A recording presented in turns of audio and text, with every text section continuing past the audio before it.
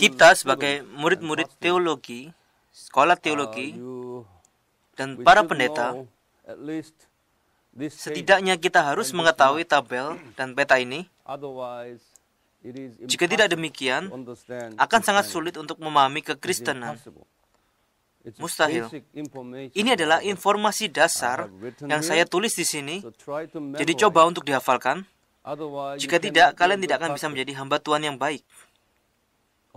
Sayangnya, banyak sekali hamba Tuhan yang tidak tahu tentang informasi yang mendasar ini. Di sini, sekali lagi, ini sangat sederhana. Kalian tahu semua data-data ini. Ya. Ketika kita menyebut abad pertama itu berarti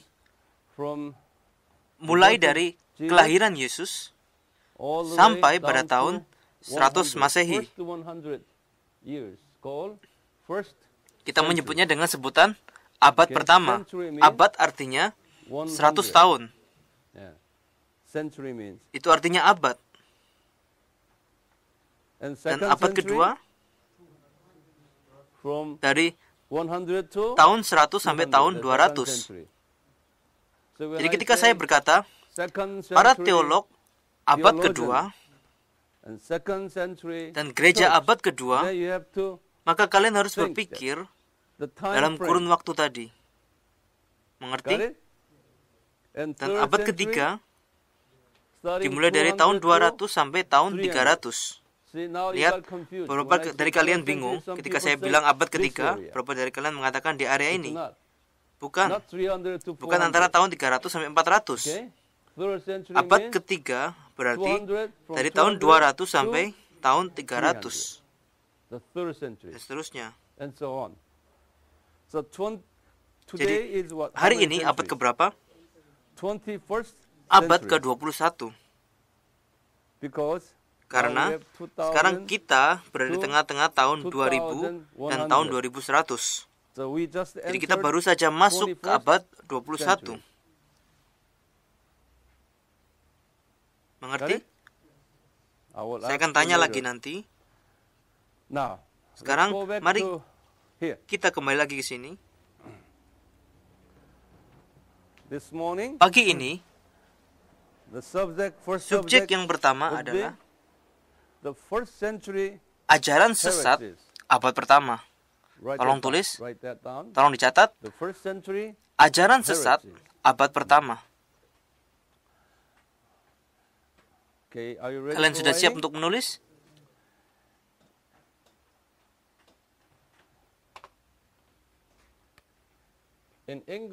Di dalam bahasa Inggris, heresi, ajaran sesat, itu berarti it's a Christian appearance, sebuah agama yang menyerupai agama Kristen. The Christian appearance. It seems to kelihatannya seperti agama Kristen. Religion. But actually, tapi sebenarnya the inside of their teachings isi pengajarannya itu tidak alkitabiah. Biblical.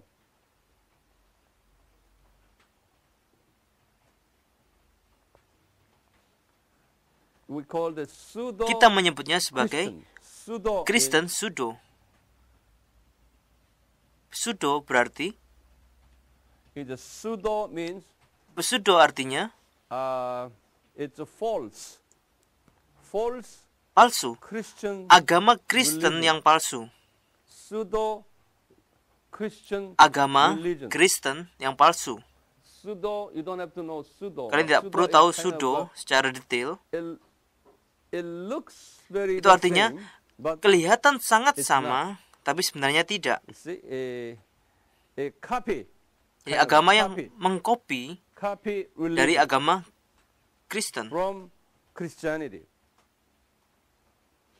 It's hard to make distinction. Sangat sulit untuk membedakannya. Okay. Kita tidak menyebut Buddhism, agama Buddha, agama Hindu, Islam, religions, itu sebagai ajaran sesat or heretic atau agama religions. sesat, Because they karena are mereka clearly jelas-jelas different from berbeda dengan Christianity. agama Kristen. Oke? Okay? It's a clear Ini adalah evidence bukti yang sangat that jelas they bahwa are mereka different itu berbeda dari kita. from us.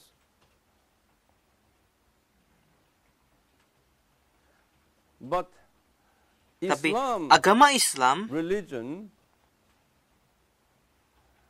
adopted their mengadopsi doctrine doktrin mereka from dari Christianity. kekristenan. Therefore, Oleh karena itu, we call kita it menyebutnya sebagai ajaran heresy. sesat. any Jadi, ajaran teachings apapun that comes yang berasal out of dari Alkitab, Bible, yet tapi berbeda ajarannya, different teachings. We call it heretic. kita menyebutnya sebagai teaching. ajaran sesat.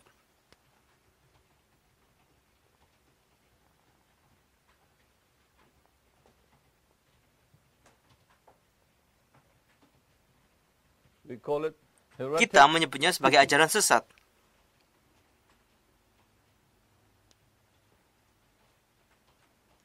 Is that clear Apakah with kalian you? sudah jelas? Okay.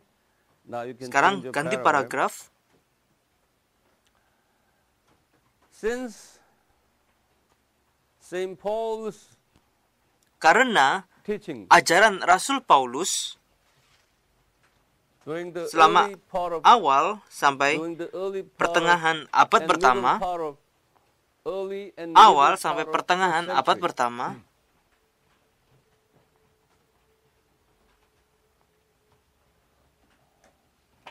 among many Jewish banyak di people antara orang Yahudi who quoted yang mengutip Old Testament Bible ajaran dalam Perjanjian Lama teachings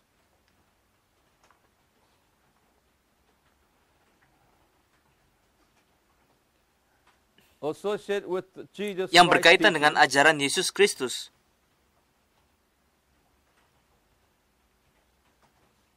mixed with the teachings Bercampur of the Old dengan Testament ajaran dalam Perjanjian and- Lama and Jesus dan and Paul's ajaran teaching. Rasul Paulus. They created Mereka membentuk a sebuah kelompok Heretic. ajaran sesat. group. So Paul Jadi was very Rasul Paulus angry at their teaching. benar-benar marah dengan ajaran mereka. This teaching group called Kelompok pengajaran ini bernama Ebionites, so it's called Ebionisme. Ebionism.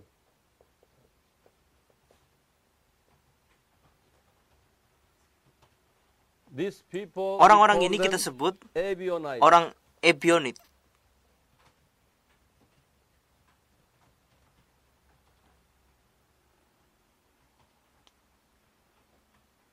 Ebionism. Ebionisme. Would you say Ulangi Ebionism? ucapan saya. Ebionism. Ebionisme. Yeah. This is during the middle, Di early awal and middle part dan of pertengahan abad pertama, the first century. Jewish people's teaching orang-orang Yahudi yang mengajar on tentang Jesus. Yesus. On Jesus. Their teaching is Ajaran mereka they itu seperti ini. they Mereka denied menyangkal the deity ketuhanan of Yesus. Jesus. No, Kalian tahu ketuhanan? deity of Jesus. Ketuhanan Yesus. What do you mean by deity? Apa artinya ketuhanan? Eh? Huh? What is a deity? Apa itu ketuhanan? Deity means, would you Ketuhanan pronounce it? itu? It's D-E-T. Deity means Ketuhanan it's itu God. artinya sama dengan Allah. Okay. Jadi penyangkalan ketuhanan Yesus itu adalah ekspresi dalam bahasa Inggris. The denial of the deity of Jesus, penyangkalan ketuhanan Yesus, itu adalah kalimat yang lengkap dalam bahasa Inggris. Denial means what? Penyangkalan artinya apa? Penolakan. Penolakan akan ketuhanan Yesus Kristus. Paul's teaching at the time pada saat itu, was ajaran Rasul Paulus itu berfokus pada apa? Paul's teaching was focused on Ajaran Rasul Paulus itu berfokus pada the deity of 100% 100% keilahian deity Yesus of Kristus. Jesus Christ. And also Dan juga 100% 100% humanity of kemanusiaan Jesus Yesus Christ. Kristus.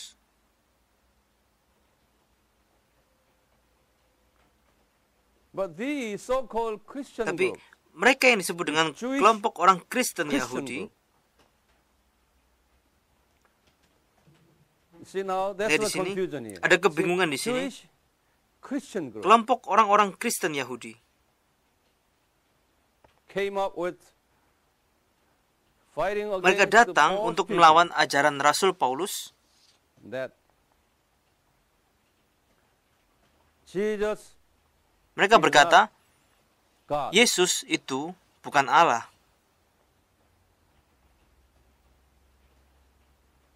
Especially Khususnya amongst the Galatian di dalam kelompok orang Galatian Kristen Yahudi Galatia.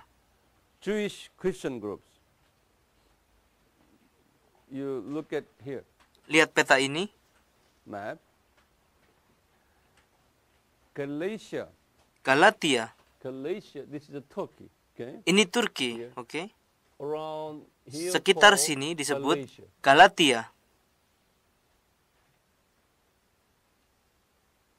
Okay, Galatia in Turkey. Galatia di Turki. And you look at me here, over here. Lihat was saya, Asia, di sebelah right? sini adalah Asia. Yesterday we studied. Kemarin kita sudah mempelajarinya. We had 7 churches here. Ada 7 gereja di sini. Now it's a Galatia. Sekarang adalah Galatia.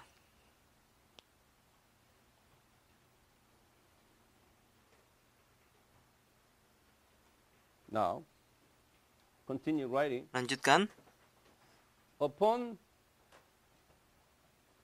even before Jerusalem church Bahkan members, sebelum anggota before gereja Jerusalem Yerusalem church tersebar members scattered to these ke daerah areas, tersebut,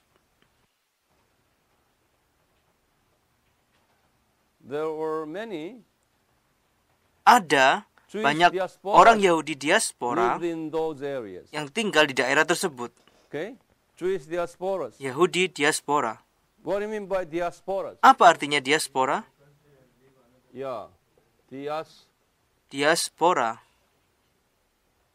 Diasporas means Diaspora berarti the Jews living in a foreign country. orang-orang Yahudi yang tinggal di luar negeri. Jews living in a foreign Orang-orang country Yahudi called yang tinggal di diaspora. luar negeri It's a disebut plural, the diaspora.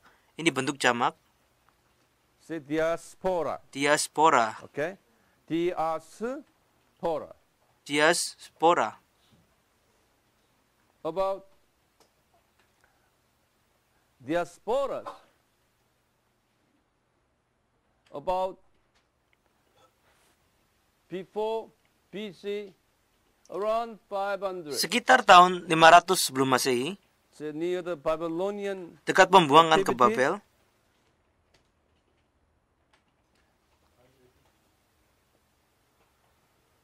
actually 586. sebenarnya tahun 586 sebelum Masehi, 586 BC, dimulai pada tahun 586 sebelum Masehi, Babylonian Emperor Kaisar Babel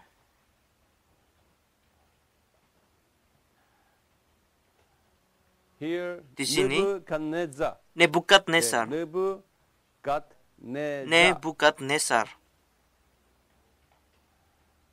took over Dia Israel mengambil alih Israel and Judah dan here, Yehuda all these, di sini. and all these Dan people orang-orang ini itu tersebar ke daerah sekitar kerajaan Babel. Pada saat itu, wilayah kerajaan Babel itu hampir melingkupi seluruh daerah Timur Tengah dan beberapa bagian dari Eropa Selatan, kerajaan Babel. Jadi itu adalah asal mula dari orang Yahudi diaspora. That is the beginning of Jewish diasporas.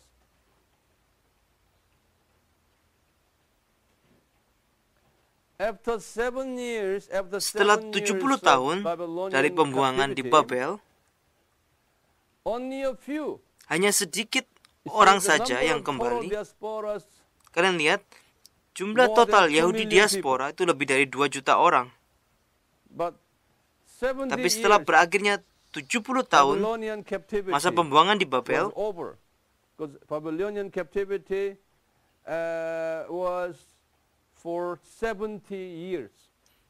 tapi setelah 70 tahun masa pembuangan, orang-orang Yahudi seharusnya kembali ke tanah air mereka. Karena masa pembuangan telah berakhir. Benar?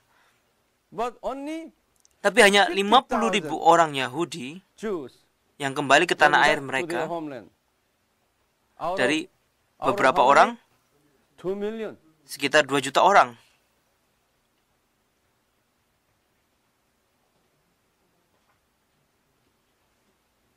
Jadi sisanya sekitar 2 juta orang,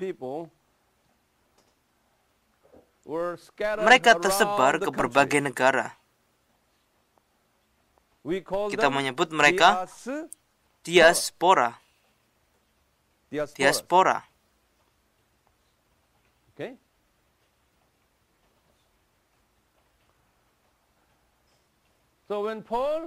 Jadi, ketika Paulus mengunjungi Galatia dan Asia dan daerah lain dari area Turki, selama hampir 500 tahun, orang-orang Yahudi itu, selama hampir 500 tahun, orang-orang Yahudi itu tinggal di daerah-daerah tersebut. Diaspora. Jadi ketika gereja Yerusalem berada dalam penganiayaan, banyak orang Kristen Yahudi di dalam gereja itu yang tersebar ke daerah-daerah itu juga, bergabung dengan orang-orang diaspora tadi.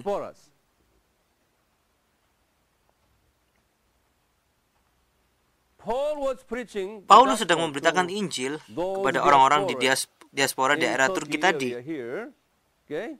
Selama periode perjalanan misi yang kedua, ketiga, bahkan yang keempat. Khususnya, selama perjalanan misinya yang kedua, beberapa orang Yahudi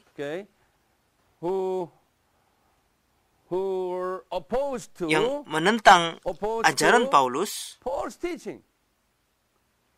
karena ajaran Paulus adalah, ajaran Paulus itu bagaimana? Yesus adalah Allah. Juga Yesus adalah 100% manusia. Tapi mereka berkata, tidak, dia bukan Allah.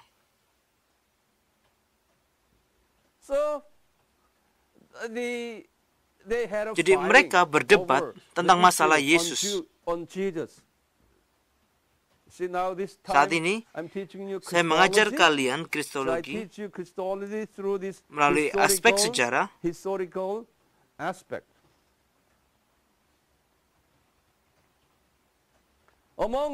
Di antara orang-orang Yahudi itu,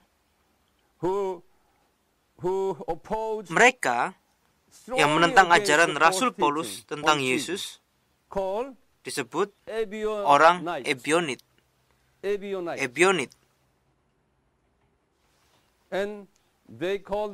Dan mereka menyebut diri mereka sendiri Ebionis.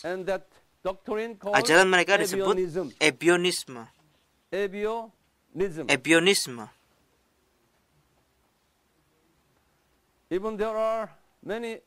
Bahkan banyak ajaran Ebionisme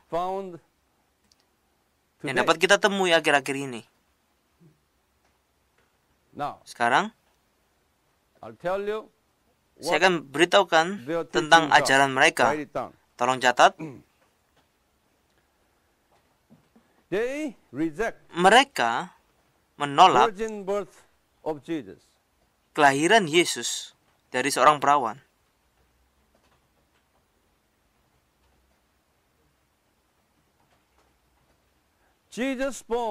Yesus lahir dari Yusuf dan Maria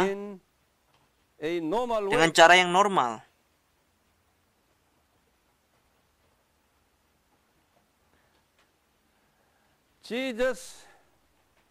Yesus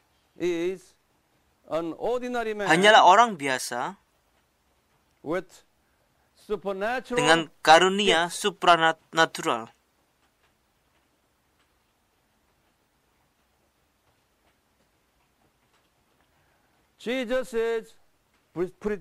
Yesus telah ditakdirkan sebagai Mesias, tetapi dalam artian manusia, bukan dalam pengertian Tuhan.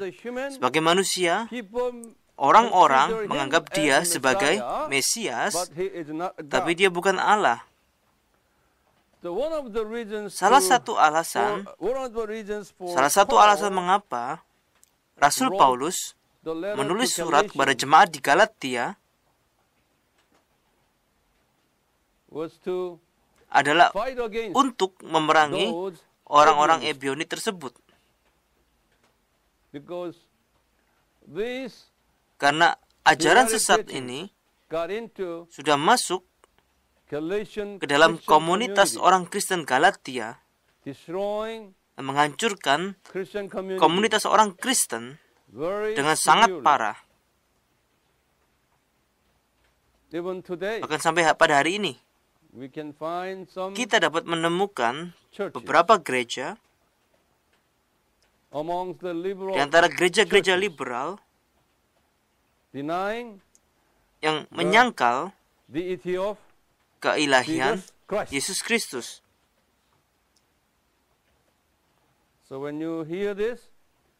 Jadi ketika kalian mendengar hal ini, ketika kalian memberitakan Injil dan berkhotbah tentang Yesus, kalian lebih baik memberitahu orang-orang bahwa ide ini bukan ide yang baru. Ide ini sudah ada sejak 2000 tahun yang lalu. Dimulai dari sini. Kita menyebutnya Ebionisme. Apakah kalian lihat informasi dasar ini sekarang?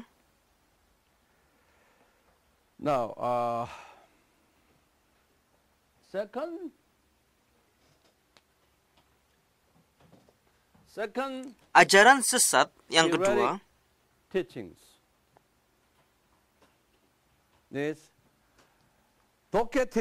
Ajaran sesat yang kedua adalah Doketisme. Doketisme. C diucapkan sebagai K, seperti Makedonia. Dalam bahasa Inggris disebut Makedonia.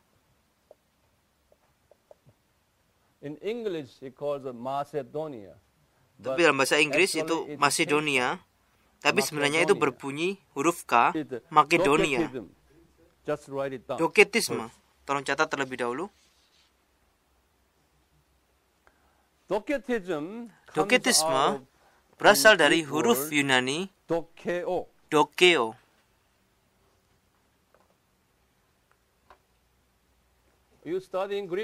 Kalian belajar bahasa Yunani sekarang.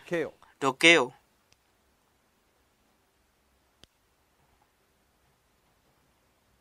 Instead of W for easy for us, it's dokeo. It's D-O-K-E. Dokeo. Dalam bahasa Yunani, dokeo itu berarti tampak seperti, atau tampak menjadi.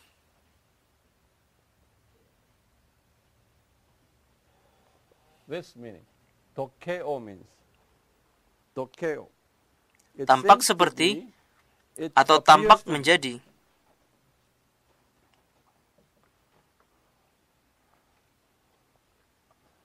Dan juga selama zaman Paulus,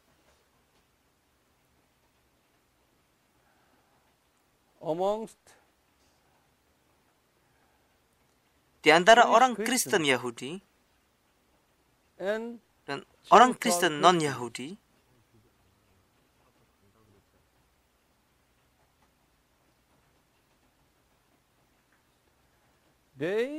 mereka percaya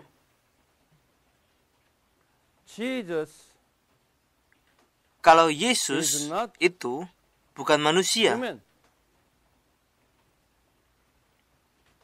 Jadi kebalikannya dari Ebionisme. Orang Ebionit itu tidak percaya. Mereka tidak percaya kalau Yesus itu Tuhan. Tapi orang-orang ini percaya bahwa Yesus itu Tuhan.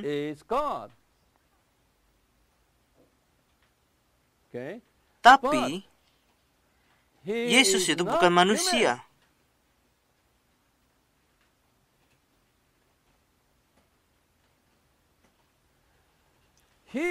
Yesus itu 100% Tuhan,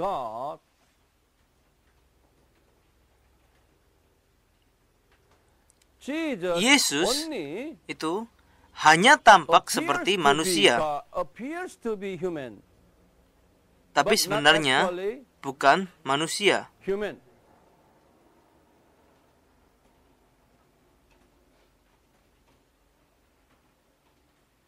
Ini adalah pandangan yang sama sekali berlawanan.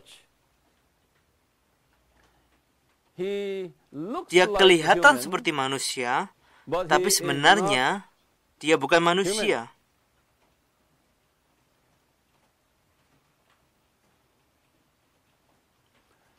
Itu kelihatannya seperti ajaran Kristen,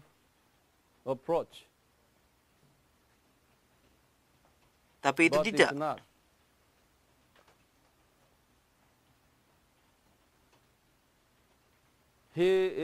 Yesus itu 100% manusia juga.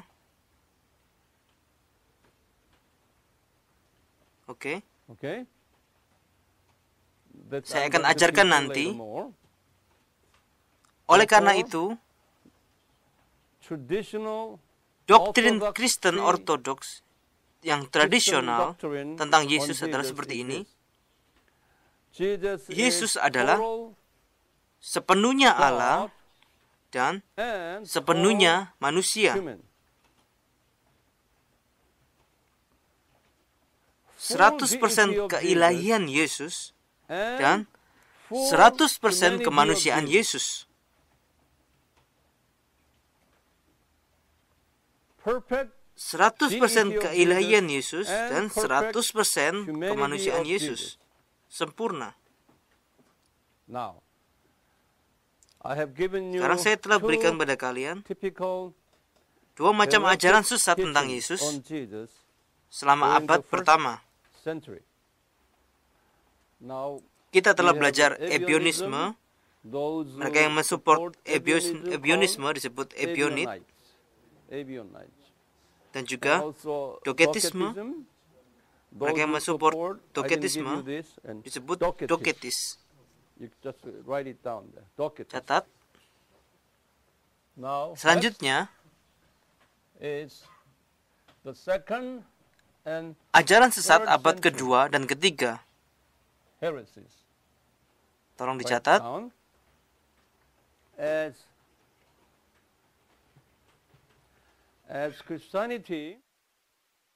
Sewaktu kekristenan memasuki abad kedua dan ketiga,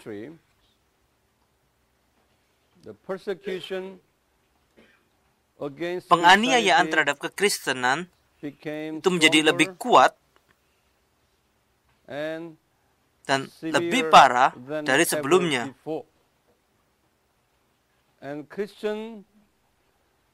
Dan gereja-gereja Kristen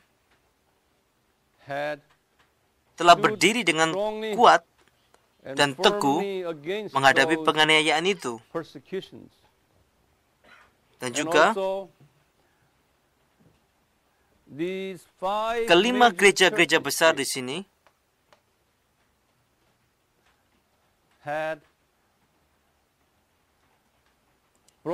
telah menghasilkan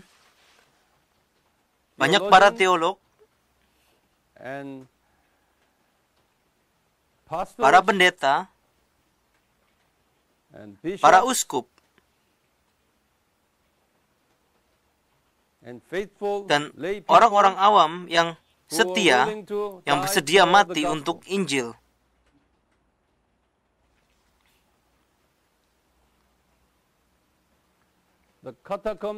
Anggota-anggota gereja bawah tanah itu lebih setia, menjadi lebih setia dari sebelumnya, menentang penganiayaan pemerintahan Romawi,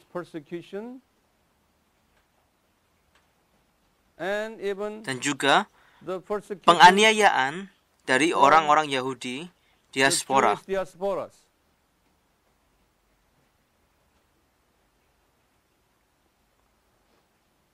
Sementara itu,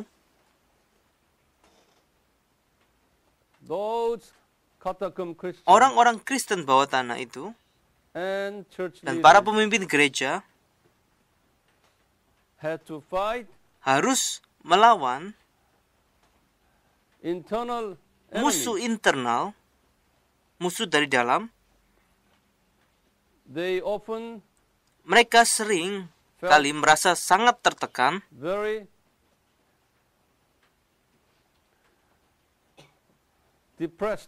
merasa sangat depresi oleh musuh-musuh,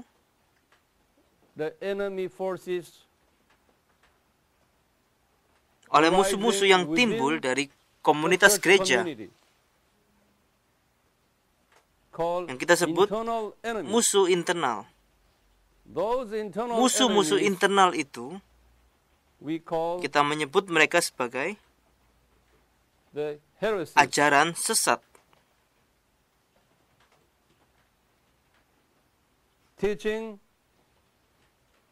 Mereka mengajarkan Allah Trinitas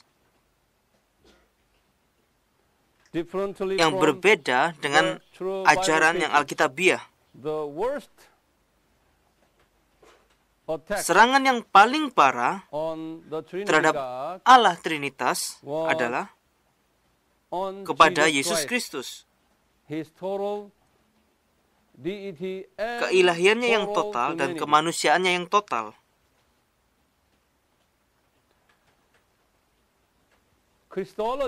Masalah Kristologi adalah masalah utama dalam peperangan rohani. Selama abad 1, 2, dan 3, dan juga pada abad 4, dan juga ke-5, bahkan sampai sekarang, karena konsep Kristologi yang salah, banyak sekali ajaran-ajaran yang salah yang menyebar ke seluruh dunia.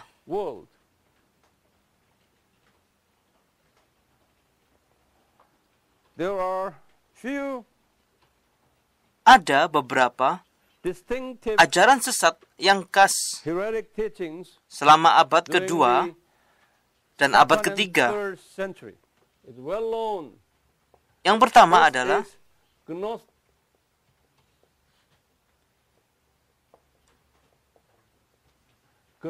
Gnostisisme.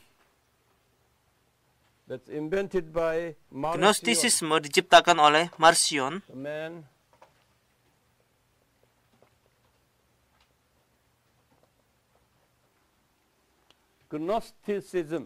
Gnostisisme.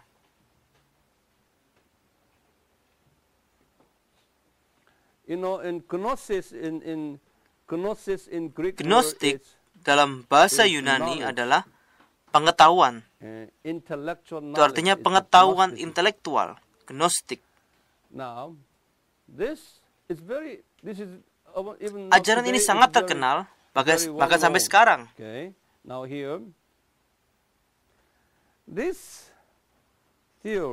Teori ini mengajarkan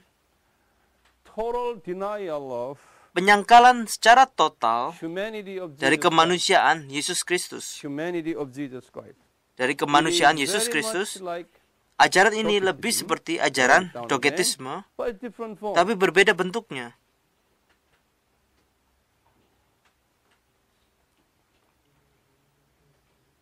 Their teaching was much stronger Ajaran than mereka lebih kuat ever pengaruhnya dari ajaran yang before. sebelumnya. And this teaching Dan ajaran ini juga had been spreaded around telah the menyebar whole di Christian dalam community komunitas orang Kristen in the di world seluruh dunia in those days, pada saat itu, destroying dan menghancurkan church community. komunitas-komunitas gereja. Marcion, Marcion here, who is sini the yang inventor menciptakan of this doktrin ini doctrine, claimed that menyatakan bahwa Jesus had never Yesus dwelt tidak on pernah tinggal di this atas earth. bumi ini. Jesus was never Yesus dwelt tidak on pernah this tinggal earth di atas bumi ini in human form. dalam wujud manusia.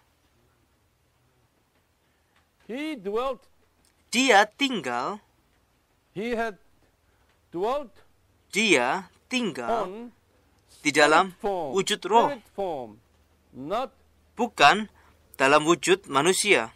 in human form.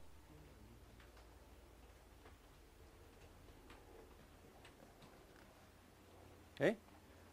And second, Dan ajaran sesat yang kedua heretic teachings in those days di hari-hari itu adalah Montanism ajaran Montanisme by Montanus. oleh Montanius.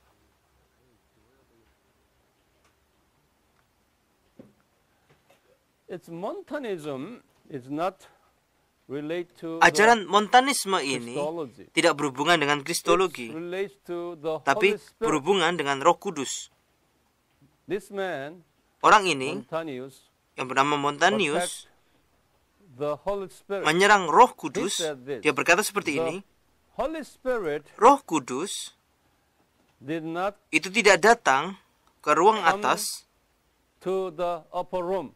The Holy Spirit did not Roh come Kudus to itu the tidak upper datang room. ke ruang In atas, Acts chapter 2, seperti yang dicatat dalam but Kisah Para Rasul pasal 2. the Holy Tetapi Spirit just Roh Kudus arrived hanya datang sekarang here in the di late sini saat ini second century. di akhir abad kedua. Therefore, Oleh karena itu, the late second century, akhir which abad is today, kedua, yaitu sekarang, then time, then adalah akhir today, zaman. it's the end time. So Jesus will Jadi kedatangan come Yesus yang kedua as the second coming of akan Jesus terjadi saat ini, right now. That was the late yaitu second di akhir century. abad So this is kedua. the end time. Jadi inilah akhir zaman. It was because Itu hanya karena they have been mereka sedang under berada dalam the severe penganiayaan yang persecution. berat. Only hope they Satu-satunya had at the harapan yang time mereka was to punyai have waktu itu their- adalah their dengan Lord berharap Tuhan coming mereka back again as soon untuk as datang possible. kembali secepat So they mungkin. developed Jadi mereka mengembangkan doktrin heretic sesat ini. doctrine. Change the paragraph. Ganti paragraf. Of course, Tentu those saja, 5 major church kelima leaders pemimpin gereja-gereja utama itu did not like their teachings. tidak menyukai ajaran mereka. Gnostic and Ajaran Gnostisisme Montanism, dan ajaran Montanisme, but they could not stop it.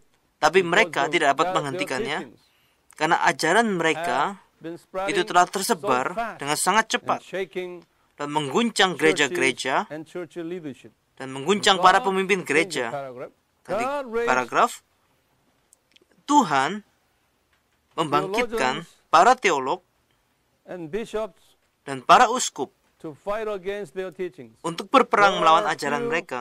famous Ada beberapa uskup dan teolog yang terkenal bishops and theologians who fought against yang menentang ajaran their mereka. teachings.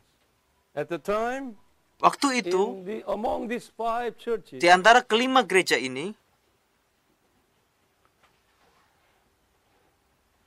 Alexandrian, gereja Alexandria, Gereja Yerusalem Antioch churches dan gereja Antiok were called itu disebut dengan gereja-gereja timur Eastern, because they locate karena mereka terletak east.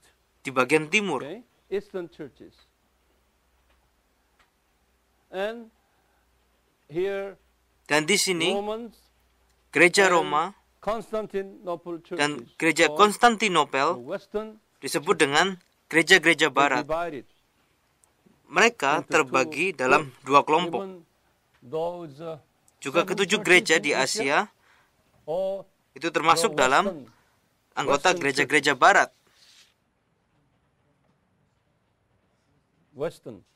The Western churches Gereja-gereja and barat dan gereja-gereja You timur. have to know that. Kalian harus tahu tentang When hal you itu. read church Ketika kalian history, baca sejarah gereja, they divided mereka that way. terbagi dengan cara seperti In itu. the Western churches, Di dalam there are gereja-gereja barat, some leaders who ada fought beberapa against pemimpinnya yang berperang melawan ajaran eradication, sesat ini. okay? So I'll give you Jadi saya akan Western memberikan nama dari pemimpin Western gereja-gereja barat leaders who fought yang against. berperang First melawan one is ajaran sesat ini. Irenaeus. Yang pertama adalah Irenaeus. It's very famous man. Dia adalah orang yang terkenal. Saya Ulangi ucapan saya, Irenaeus. Irenaeus. Irenaeus. Naos or Neos. So he lived in Dia hidup AD 130 to 202. antara tahun 130 So the 130 sampai tahun is what? 202 In the Masehi. second century, Jadi tahun isn't it? 130 202 Masehi is adalah third abad kedua, century, benar? Right? Yeah. So he lived in Jadi the dia middle hidup and di later tengah-tengah part of abad kedua sampai second akhir abad century. kedua. This man, right, continue writing. This man, Orang ini he came from berasal dari Smyrna. Smyrna. Sekarang Now kalian you're sudah familiar familiar dengan Smyrna. Smyrna. Di mana Where is Smyrna? In Di Asia here, di sini, benar? right? Yeah, he Dia adalah he was uskup a bishop dari of- gereja Smyrna. At the time, no bishop, but Waktu itu just mereka called tidak memiliki bishop. sistem Bishop is the keuskupan, pastor. tapi berikan saya sebut He was uskup. the pastor Uskup itu sama of dengan pendeta. Smyrna Church. Dia adalah pendeta No, dari remember gereja Smyrna. Smyrna Church? Kalian masih ingat gereja Smyrna? Smyrna Church Gereja was Smyrna itu selalu under apa? Selalu berada dalam persecution, penganiayaan, right? benar? Yeah. He Dia was adalah the pendeta pastor of dari Smyrna gereja Church. Smyrna.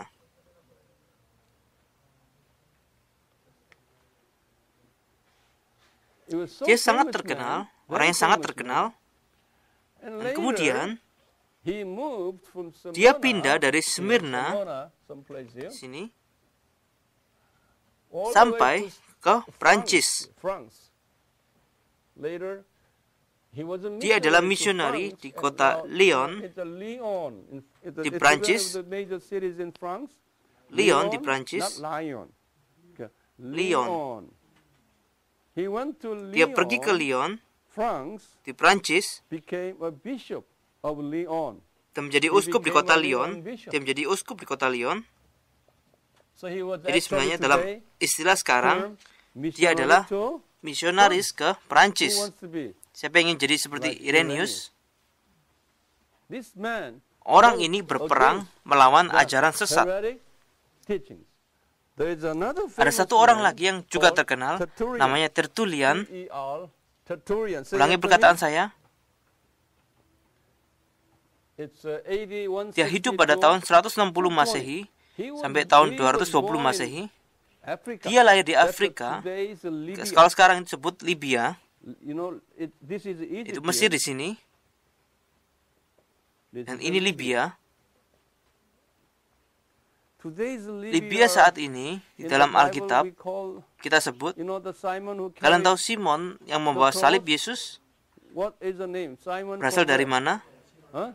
Cyrene. Kirene. Yeah, Cyrene. Kirene. Cyrene. It's the Itu same nama name. yang sama. In called Kurene. Kita juga dapat menyebutnya dengan nama Kurene. Silent Y, Diucapkan spells in U. Y, but it pronounces U. Kurene. Kurene. The Carthage. Carthage adalah nama sebuah kota. Okay, now today is Saat the ini same, sudah right? tidak The terkenal, time is tapi famous. di zaman There itu is sangat a terkenal. northern part of here, near Cyrene, Di bagian called utara Libya, Carthage. dekat Kirene Later, disebut Carthage. You know, who is the name Kemudian, of the, siapa who is penemu the, teologi founder Katolik of Roma? Roman Catholic theology? Agustin. Have you heard Pernah the dengar name? nama Agustin? Agustin juga berasal dari daerah ini. Jadi semua orang-orang ini adalah orang Afrika. Orang Afrika Utara.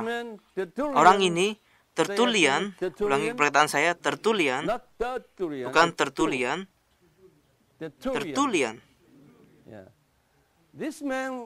Orang ini juga adalah pejuang besar melawan hal ini.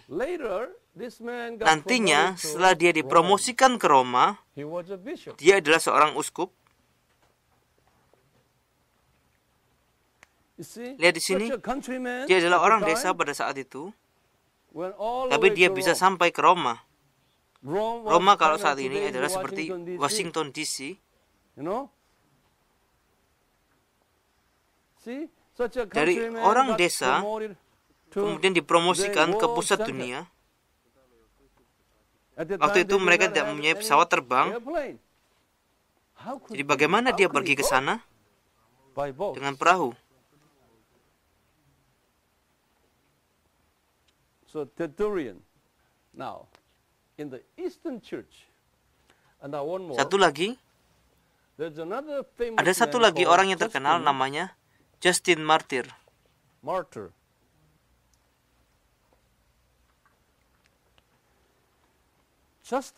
Justin Martyr sebenarnya namanya hanya Justin. Tapi orang ini, karena kepalanya dipenggal, kalian tahu artinya dipenggal? Pemotongan kepala, ya.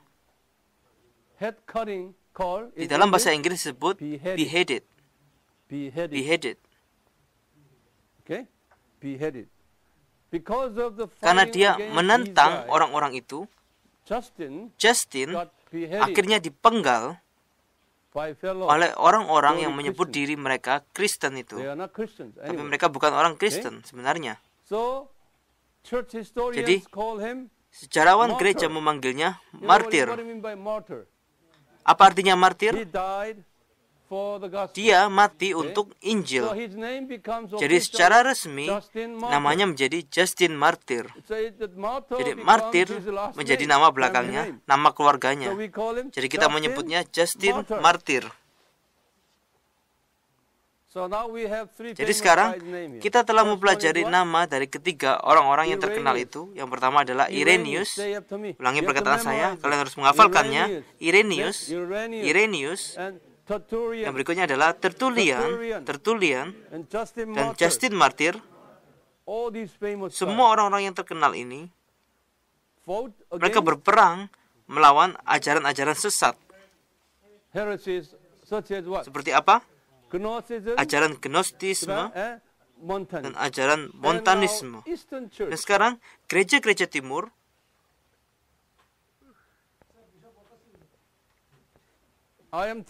saya mengajar kalian dengan sangat lambat semua sejarah gereja ini berkaitan dengan Kristologi. Karena Kristologi itu sangat penting. Saya memulai dari kelahiran Yesus sebelah sana sampai ke abad kedua. Apakah kalian dapat mengikuti saya?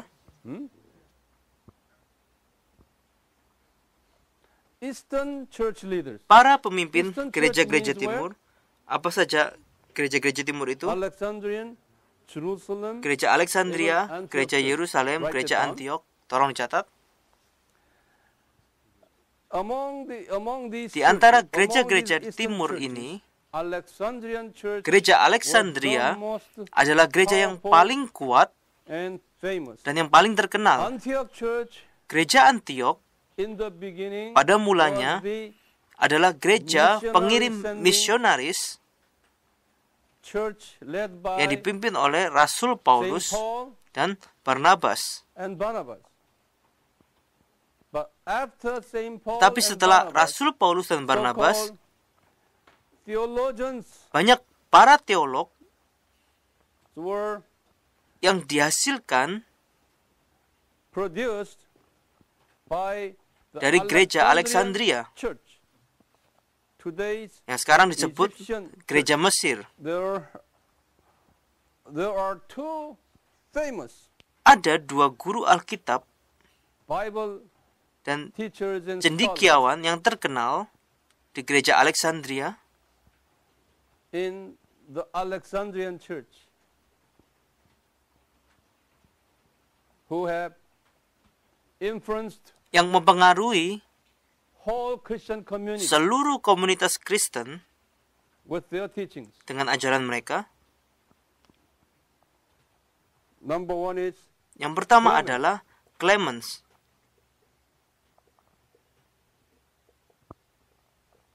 and Origen. dan Origen. Here, Clement, Clemens, we do not know when, kita tidak tahu kapan dia He was dilahirkan, but he died in tapi dia meninggal pada 96 tahun 96 Masehi. Clement, Dan Clement's murid disciple Clemens is Origen, adalah Origen, his disciple muridnya. is Origen. Muridnya adalah Origen. These two men were Kedua orang ini adalah scholars. para sarjana yang brilian.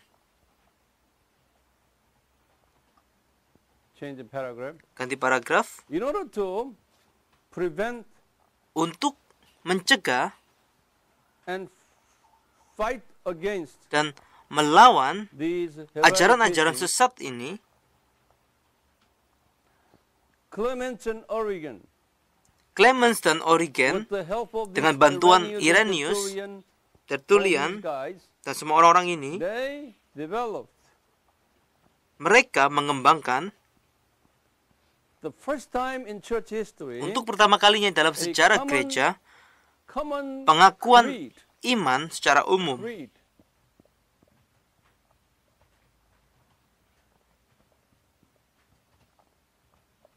Because Karena at the time, pada saat all itu these churches and Christians gereja-gereja dan orang-orang Kristen had ini, never been united mereka tidak in pernah one force. bersatu dalam satu kesatuan, dalam They satu all kekuatan. separated each other, Mereka masing-masing terpisah satu dengan yang And thus, lainnya worshiping dan God hanya menyembah the Tuhan way secara bebas. independently. No joint Tidak ada force pasukan gabungan di antara among mereka. because of this heretic Tapi karena teachings ajaran-ajaran sesat attacking churches. yang menyerang gereja-gereja These ini, leaders got together akhirnya para pemimpin gereja ini menjadi bersatu. discussing Mereka membahas for the necessity of perlunya United- untuk bersatu united creed. dalam Creed satu means pengakuan the iman. kind Creed of, berarti semacam creed means doktrin. it's kind of Creed doctrine, artinya but itu it's semacam different. doktrin. Creed means Dalam bahasa in- Latin in Latin word itu disebut it's credo. credo.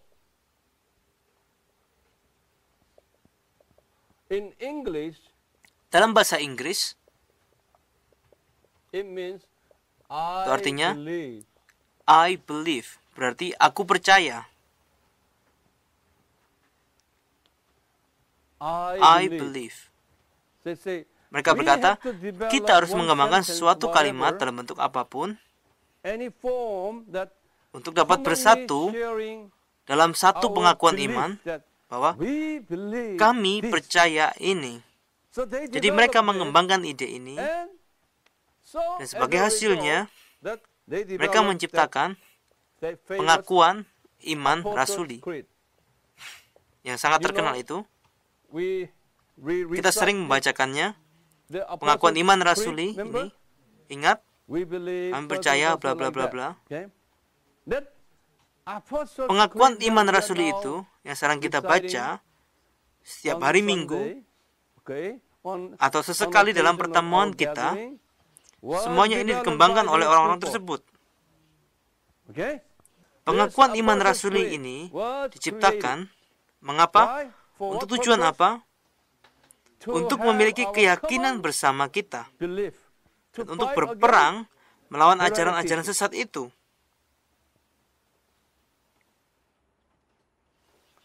Jadi bahkan Katolik Roma, Anglikan, Presbyterian, Metodis, Lutheran, Baptis, semua denominasi ini masih menggunakan pengakuan iman rasuli ini. Dan satu lagi, dan mereka memutuskan bahwa mereka membutuhkan pemimpin yang dapat membawa bendera untuk melawan orang-orang itu. Jadi mereka mengembangkan, yang pertama adalah pengakuan iman rasuli, yang kedua adalah sistem episkopal.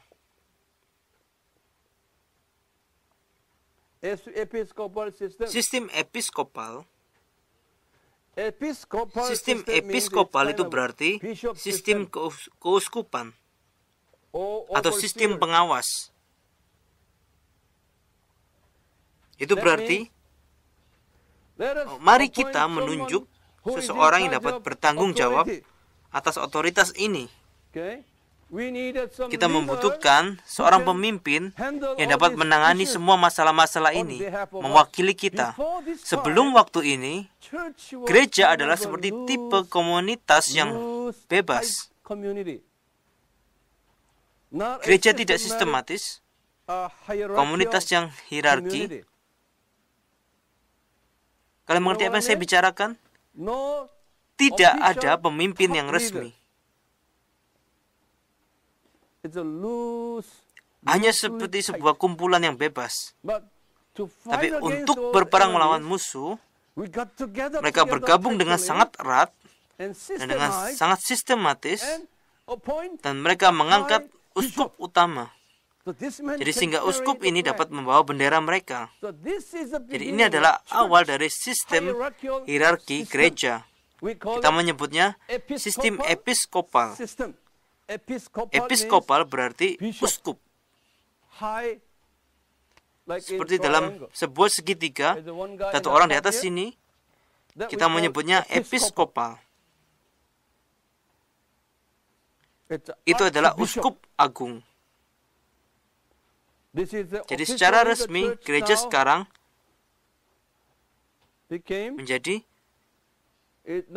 menjadi masyarakat yang berkelas. Masyarakat yang hierarkis. Kita menyebutnya sebagai sistem episkopal. Jadi gereja Katolik Roma sangat kuat dalam sistem episkopal ini. Dan gereja Anglikan juga sangat kuat dalam sistem episkopal ini.